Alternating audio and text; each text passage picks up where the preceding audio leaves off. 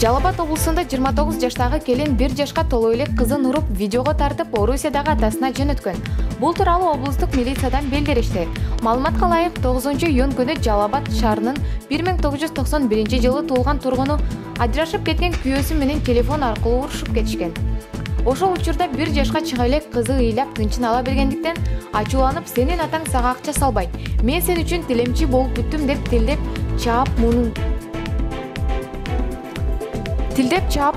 Орусиядагы жолдошуна социалдык тармак аркылуу видеого тартып жиберген. Бул факты Жалал Абад шибинде кылмыштардын жана жоруктардын бирдиктүү рейсине кыйноо беренеси менен катталып, сотко чейин өндүрүш иши ачылган. Учурда наристеге карата соттук медициналык экспертиза дайындалды. Ал эми келиндин башка дагы балдары бар болгондуктан ал камакка алынган эмес.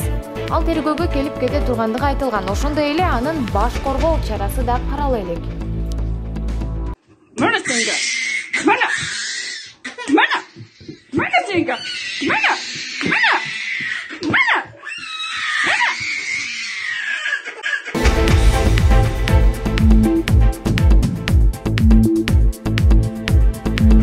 Бажы кызматынын маалыматы боюнча өлкөгө 2018-жылы 6, 2019-жылы 69 электромобиль алып келинген.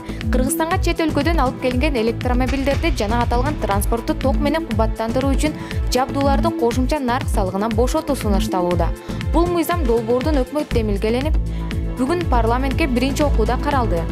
Аны менен катар эле электромобилдердин ээлери транспорт салыгын дагы төлөбөйт. Документтин негиздемесинде учурда ири шаарларда абанын булганышы 79% автоунаалар себеп экендиги жазылат.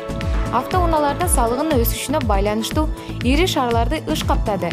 Транспорттун түтүгүндөгү көптөгөн зыяндуу заттар камтылган. Ал айдоочунун өзүн жана айланасындагы адамдарды уулайт.